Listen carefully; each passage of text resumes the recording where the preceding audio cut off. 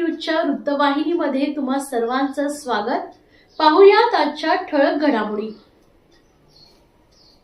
उद्या होणारी शिक्षक पात्रता परीक्षा म्हणजेच टीईटी परीक्षा सरकारनं ऐनवेळी रद्द करण्याचा मोठा निर्णय घेतलाय।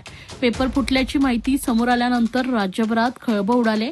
या परीक्षेला जवळपास 2,26,000 उमेदवार बसणार होते। मात्र आता ही परीक्षा पुढे ढकलण्यात आली असून नवीन तारीख लवकरच जाहीर केली जाणार आहे। या प्रकरणी पोलिसांनी तातडीनं कारवाई सुरू केली। ठाण्यातील पेपरफुटी प्रकरणात भिवंडीमध्ये मोठी कारवाई करण्यात आली। कोणगाव पोलिसांनी सापळा रचून 3 संशयितांना ताब्यात घेतलंय। या प्रकरणी कोणगाव पोलीस ठाण्यात गुन्हा दाखल करण्याची प्रक्रिया सुरू आहे। महाराष्ट्र राज्य परीक्षा परिषदेच्या उपायुक्त प्रिया शिंदे यांनी याबाबत माहिती दिली। राज्यातील 37 ठिकाणी 1,728 केंद्रांवर जवळपास 6,125,000 विद्यार्थ्यांची परीक्षा होणार होती। मात्र पारदर्शक परीक्षा घेणे हेच मुख्य उद्दिष्ट असल्याने परीक्षा पुढे ढकलण्यात आल्याचं त्यांनी स्पष्ट केलंय। आता या संपूर्ण प्रकरणाची सखोल चौकशी केली जाणार आहे। हे जे आहेत हे सध्या आमच्या ताब्यात 3 लोक आहेत। हे एक हरियाणाचा राहणार आहे आणि 2 हे बिहार राज्यातील आहेत। हे एकंदरीत आता पण केलेल्या तपासामध्ये ही माहिती कळली की ते सगळे दिल्लीवरून आले होते। मग त्यांना कुठून पेपर मिळाला, कोण कोण ह्यामध्ये सहभाग आहे, या सर्वांचा तपास चालू आहे। पेपर त्यांनी ऑलरेडी विकला होता का विकायला आले होते, म्हणजे कोणाच्या हातात पडला होता? आजचा आमचा जो जी ट्रॅप लावलेला आहे त्यामध्ये ते विकायला आलेले होते असं कळलेलं आहे। परंतु यांनी हा पेपर कोणाकोणाला विकला होता, कोणकोणत्या सहभागी होतं त्या अनुषंगाने पण आमचा तपास चालू आहे। ज्याला विकायला आले होते त्याची काय माहिती मिळाली का? त्याला नाही, या ठिकाणी आम्ही गोपनीय बातमीदारातर्फे ही माहिती कळली होती की ते विकायला येणार आहेत। त्यामुळे त्या अनुषंगाने आम्ही ट्रॅप लावला होता आणि त्या ट्रॅपमध्ये त्यांना ताब्यात घेतलेलं आहे। कोणाला विकायला आले ते माहीत पडले का? कोणाला विकायला आले नाही, याच्यामध्ये एकूण 1.5 करोड रुपये त्यांची अपेक्षा होती, तेवढी मागणी केली होती। त्यानंतर त्यांच्या सिस्टमप्रमाणे ते त्यांचे जे काही विकत घेणारे आहेत त्यांना विकणार आणि नंतर ते खाली जे कॅन्डिडेट आहेत, शिक्षक कॅन्डिडेट आहेत, त्यांना विविध रकमामध्ये पेपर देऊन ते विकणार होते। हे कोणाला विकणार? दादा एक मिनिट, मराठीमध्ये लाईव्ह झालं सॉरी प्लीज। साहेब, हे पेपर ज्याला विकायला येणार होते ते कुठल्या विद्यार्थ्याला विकणार होते? कुठली शैक्षणिक संस्था होती, क्लासेस होते, काय होतं? काही सध्या अशी कुठली माहिती प्राथमिकदृष्ट्या समोर आलेली नाहीये। परंतु याच्यामध्ये आम्ही सर्व शक्यता गृहीत धरलेली आहे। याच्यामध्ये जे काही त्यांचे प्रॉस्पेक्टिव्ह बायर्स असतील किंवा इतर जे कोचिंग सेंटर्स असतील, हे सर्व शक्यता तपासामध्ये आम्ही गृहीत धरलेली आहे। यामध्ये भिवंडीतील काही शिक्षकांचा सहभाग नाही, असं कुठलं आता पण आढळलं नाहीये। हे जे पेपर होते, हे पेपर जे होते हे दिल्लीवरनं हे लोक घेऊन निघाले होते। हे फक्त भिवंडीपुरते मर्यादित नाहीत।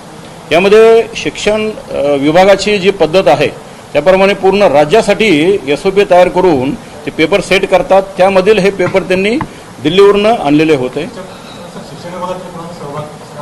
नाही, यामध्ये आतापर्यंत केलेला प्राथमिक तपास आहे। आता फक्त FIR दाखल झालेला आहे, पंचनामा केलेला आहे।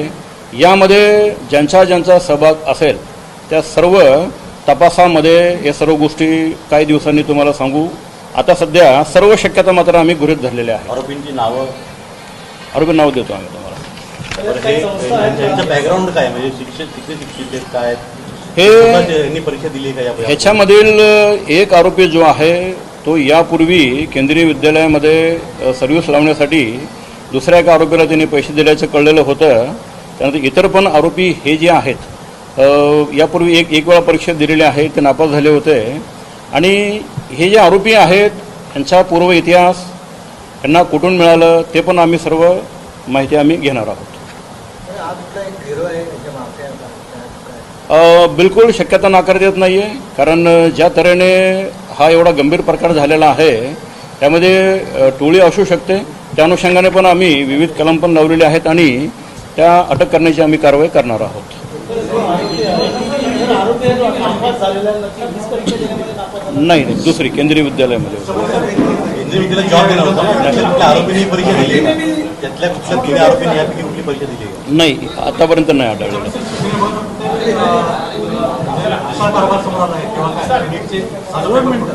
नाही, म्हणजे यामध्ये आपल्याला सांगितलं की प्रत्येकाकडून पोलीस खात्याकडून तपास चालू झालेला आहे. त्यामुळे ह्याच्यामध्ये SOP कोण कोण दुर्लक्ष, सहभाग या सर्व अनुषंगाने आम्ही तपास करणार आहोत. हा तपासाचा भाग होईल. सध्या फक्त दिल्लीचं कनेक्शन समोर आलंय. आता इथल्या मुंबई किंवा इतर ठिकाणचं काही नाही, आतापर्यंत फक्त दिल्ली, बिहार इथले लोक ताब्यात घेतलेले आहेत. इतर लोक स्थानिक इथलं कुठलं आढळलेलं नाही. नाही, एकूण 4 पेपर आढळलेले आहेत. कुठे अरेस्ट केली तुम्ही, कुठे तुम्हाला कोनगाव एरियामध्ये मधून त्यांना ताब्यात घेतलेलं आहे. सकाळी साधारणतः 11च्या दरम्यान पूर्ण टीम बनवून कोनगावमधील एरियामधून ताब्यात घेण्यात आलेलं आहे. वाहतूक ऑपरेटरसाठी व्यावसायिक वाहने खरेदी करण्यासाठी सोपी आणि विश्वासार्ह कर्ज सुविधा. कर्ज मर्यादा 1 कोटी रुपयांपर्यंत, 5 वर्षांची परतफेडीची मुदत, आकर्षक व्याजदर. TJSB fleet term loan. TJSB सहकारी बँक लिमिटेड. भरोसे का बँक, भविष्य का बँक. ठाणे महानगरपालिका संचालित छत्रपती शिवाजी महाराज रुग्णालयातील अनागोंदी कारभाराविरोधात वारंवार आरोप होत आहे. त्याची शहानिशा करून रुग्णांची परिस्थिती पाहण्यासाठी प्रभारी विरोधी पक्षनेत्या मर्जिया शानू पठाण यांनी नुकतीच रुग्णालयाची पाहणी केली. मर्जिया पठाण यांनी छत्रपती शिवाजी महाराज रुग्णालयातील वैद्यकीय अधिकारी तसेच कोणालाही माहिती न देता अचानक भेट दिली. रुग्णालयातील प्रत्येक कक्षात जाऊन रुग्णांची विचारपूस केली. विशेष म्हणजे यावेळी अनेक रुग्णांनी स्वतःहून मर्जिया पठाण यांची भेट घेऊन आपल्या समस्या मांडल्यात. त्यावेळी वैद्यकीय अधिकाऱ्यांना कक्षातच बोलावून रुग्णांच्या समस्यांचं पठाण यांनी निराकरण केलंय.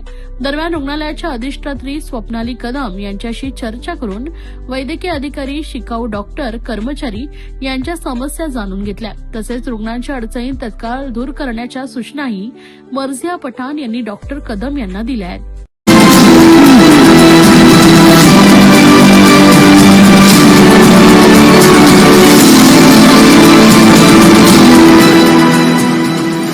केवळ पत्रिकेवर नाव टाकून प्रत्यक्ष आमदारांना आमंत्रणच न दिल्याने कोपरी येथील शेठ लक्ष्मीचंद फतीचंद प्रसूतीगृहाचं उद्घाटन वादग्रस्त ठरलंय.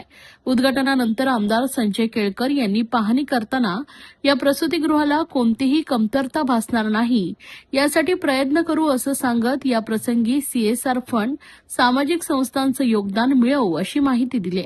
ठाण्यातील कोपरी येथील शेठ लक्ष्मीचंद फतीचंद प्रसूतीगृहाचं उद्घाटन शुक्रवारी घाईघाईनं आटपण्यात आलंय. या उद्घाटनानंतर आमदार संजय केळकर यांनी या प्रसूतीगृहाची पदाधिकाऱ्यांसमवेत पाहणी केली.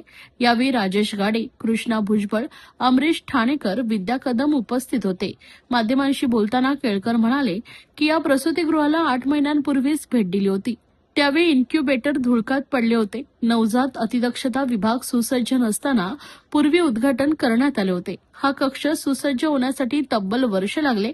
काही महिन्यांपूर्वी खासगी नवजात अतिदक्षता विभागात दिवसाला 15,000 रुपये आकारले जात होते. महापालिकेचे प्रसूतीगृह बंद असल्याने कोपरीवासियांना नाईलाजानं खासगी रुग्णालयात जावं लागत होतं. त्यामुळे महापालिकेने कोणत्या कामाला प्राधान्य द्यायला हवं हे ठरवून शेठ लक्ष्मीचंद फतीचंद प्रसूतीगृह तातडीनं सुसज्ज करायला हवे होते, अशा शब्दात केळकर यांनी प्रशासनाचे कान टोचलेत. प्रसूतीगृहाचे घाईघाईनं उद्घाटन झालं असलं तरी कोपरीकरांसाठी हे वरदान ठरणार आहे. त्यामुळे येथे कोणत्याही साहित्याची व सेवेची कमतरता पडणार नाही यासाठी आम्ही प्रयत्नशील राहू. याप्रसंगी CSR फंड आणि सामाजिक संस्थांची देखील मदत घेऊ असं केळकर यांनी स्पष्ट केलंय. यावेळी उपस्थित भाजपा पदाधिकाऱ्यांनीही प्रशासनाच्या भूमिकेबाबत नाराजगी व्यक्त केली. पत्रिकेवर आमदार संजय केळकर, आमदार निरंजन डावखरे यांची नावं टाकण्यात आले, परंतु त्यांना प्रत्यक्ष निमंत्रण देण्यात आलं नाहीये असं कृष्णा भुजबळ यांनी सांगितलंय.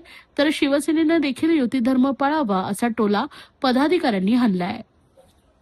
SNCUचं युनिट याच्या संबंधामध्ये कालच मी विधिमंडळामध्ये मांडलं होतं आणि या कोपरीच्या केंद्राला मी 8 महिन्यापूर्वी देखील भेट दिली होती. या ठिकाणी जवळजवळ त्यावेळेला मला वाटते 20 एक इन्क्युबेटर या ठिकाणी उपलब्ध होते, पण ते धूळ खात पडले होते आणि हे सगळं पूर्ण करायला यांना वर्ष लागलं. आणि ते सुद्धा आता इतक्या घाईघाईमध्ये त्यांनी उद्घाटन केलं की पत्रिकेत नावं आहेत पण लोकांना माहिती नाही, अशा प्रकारचं त्यांनी घाईगर्दीमध्ये या ठिकाणी केलं. पण उशिरा का होईना आमच्या या ठाणे भागामधल्या लोकांकरता हे सेंटर अत्यंत वरदान आहे. इतक्या मोठ्या प्रमाणामध्ये या ठिकाणी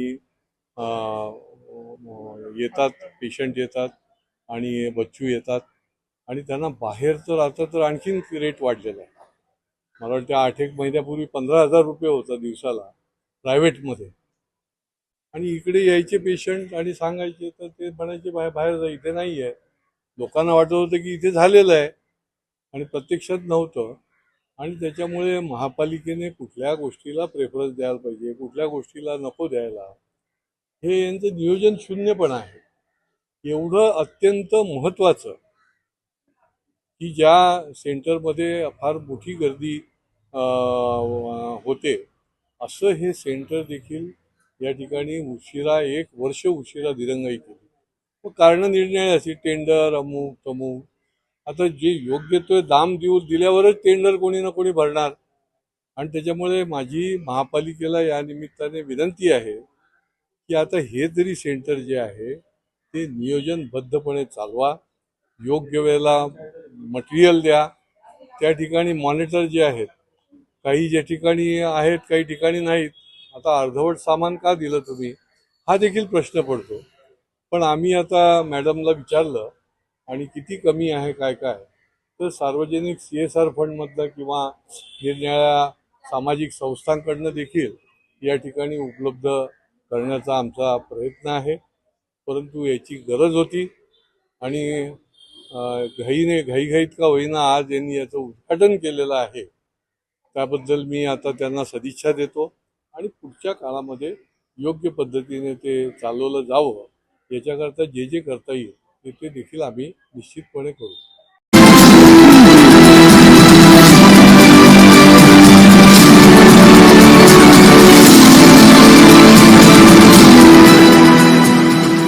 जनसेवक आमदार संजय केळकर यांच्या माध्यमातून ठाण्यातील कोपरी पूर्व परिसरात शालेय विद्यार्थ्यांना मोफत वह्या वाटप या कार्यक्रमाचं आयोजन करण्यात आले होते. भारतीय जनता पार्टीचे ठाणे शहर जिल्हा उपाध्यक्ष व गौतम मित्र मंडळाचे अध्यक्ष राजेश गाडे यांच्या पुढाकारानं हा उपक्रम राबविण्यात आलाय. या कार्यक्रमात आमदार संजय केळकर यांच्या हस्ते विद्यार्थ्यांना मोफत वह्यांचं वाटप करण्यात आलंय. विद्यार्थ्यांच्या शिक्षणाला प्रोत्साहन देण्याच्या उद्देशाने राबवण्यात आलेल्या या उपक्रमाला विद्यार्थी, पालक आणि नागरिकांनी उत्स्फूर्त प्रतिसाद दिलाय. यावेळी कोपरी मंडळाचे अध्यक्ष कृष्णा भुजबळ, मच्छीमार सेलचे ठाणे शहर अध्यक्ष अमरीश ठाणेकर, ठाणे शहर महिला सरचिटणीस विद्या कदम, अनुसूचित जाती मोर्चाचे ठाणे शहर जिल्हा उपाध्यक्ष दिगंबर आंदे तसेच भाजपचे पदाधिकारी, कार्यकर्ते, विद्यार्थी आणि पालक मोठ्या संख्येने उपस्थित होते. याप्रसंगी आमदार संजय केळकर यांनी सांगितले की विद्यार्थ्यांच्या शिक्षणाला हातभार लावण्यासाठी दरवर्षी संपूर्ण ठाणे शहरात मोफत वह्या वाटपाचा उपक्रम राबविण्यात येतो. या माध्यमातून जास्तीत जास्त विद्यार्थ्यांपर्यंत मोफत वह्या पोहोचवण्याचा प्रयत्न केला जात असून भविष्यातही हा उपक्रम सातत्यानं सुरू ठेवण्यात येणार असल्याचं त्यांनी सांगितले. सालाबादप्रमाणे आम्ही ठाणे शहरामध्ये जवळजवळ 20 स्पॉट्सवर निरनिराळ्या संख्येने एकंदरीत 20,000 वह्यांचं वाटप करतो.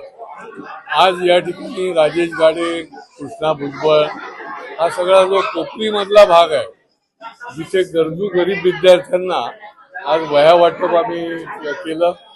आणि निश्चितपणे आता शाळा सुरू झालेल्या आहेत, कॉलेज पण सुरू होणार आहे आणि त्या दृष्टीने उपयुक्त साहित्य वाटप हे वर्षानुवर्ष आम्ही करतो आणि त्याचा निश्चितपणे आमच्या या गरजू गरीब विद्यार्थ्यांना लाभ होतो आणि पुढच्या शैक्षणिक त्यांच्या अकॅडमिक इयरसाठी देखील मी त्यांना शुभेच्छा देतो.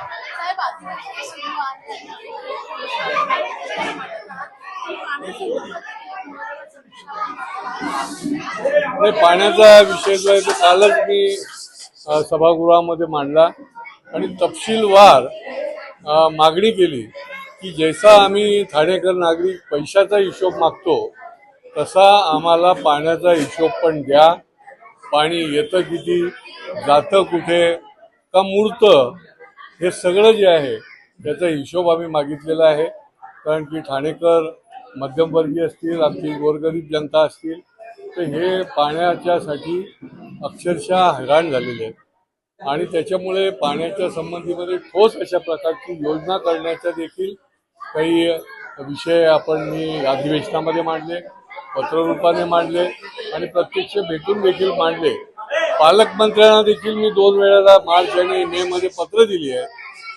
पण पाण्यासारख्या महत्वाच्या विषयावर देखील पालकमंत्र्यांनी अजूनपर्यंत त्याची बैठक सुद्धा घेतलेली नाही. आणि मला असं वाटतं की ठाणेकरांना पाणी हा अहम विषय झालेला आहे आणि त्याच्याकरता तातडीने निरनिराळ्या प्रकारच्या उपाययोजना करण्याची गरज आहे. आणि पाण्यासाठी जे आलेले पैसे आहेत त्या पैशाचं काय केलं याचा देखील हिशोब ठाणेकरांच्या समोर त्यांनी मांडणं, अशा प्रकारची देखील मी मागणी केली. या ठाणे शहराचे सर्व परिचित या होत्या आजच्या ठळक घडामोडी. अशाच राजकीय, सांस्कृतिक, क्रीडा क्षेत्रातील बातम्या पाहण्यासाठी पाहत रहा विजन महाराष्ट्र न्यूज ही वृत्तवाहिनी. विजन महाराष्ट्र न्यूजच्या फेसबुक चॅनलला व युट्यूब चॅनलला फॉलो आणि सबस्क्राईब करा. धन्यवाद.